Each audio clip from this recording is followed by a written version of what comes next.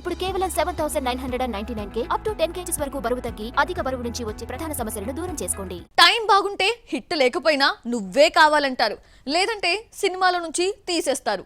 Bad time అంటే ఇదే మరి. నిన్నటి వరకు బ్రహ్మరథం పట్టిన తెలుగు ఇండస్ట్రీ శ్రీలీల, పూజ, సమంతను పక్కన పెట్టేసింది. ఆ మధ్య ఏ సినిమా చూసినా శ్రీలీలే కనిపించింది. ఒక్కరోజు సెలవు లేకుండా రోజుకు 2 షిఫ్టుల్లో నటించిన రోజులున్నాయి. ఇలాంటి క్రేజీ స్టార్ చేతిలో ఉస్తాద్ భగత్ సింగ్ తప్ప మరో మూవీ లేదు. ఉన్న ఆఫర్ పోగొట్టుకుంది. విజయ్ దేవరకొండ, గౌతమ్ తిన్ననూరి సినిమాలో ముందుగా శ్రీలీలనే తీసుకున్నారు. ఫ్లాప్ హీరోయిన్ ఎందుకని వద్దనుకున్నారో, ఫ్రెష్ ఫేస్ కావాలనుకున్నారో గానీ శ్రీలీల ప్లేస్లో మిస్టర్ బచ్చన్లో రవితేజతో జతకడుతున్న భాగ్యశ్రీ బోర్సేను తీసుకున్నారు.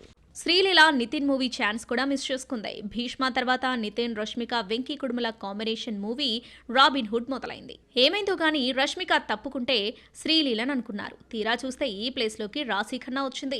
నితిన్, శ్రీలీల జతకట్టిన ఎక్స్ట్రాడినరీ మ్యాన్ ఫ్లాప్ కావడంతో సెంటిమెంట్ రీత్యా శ్రీలీలకు హ్యాండ్ ఇచ్చారు మేకర్స్. వరుస ఫ్లాప్లు పూజా హెగ్డేని ఇబ్బంది పెట్టడమే కాదు, చేతిలో ఉన్న ఆఫర్స్ కూడా లాక్కెళ్లిపోయాయి.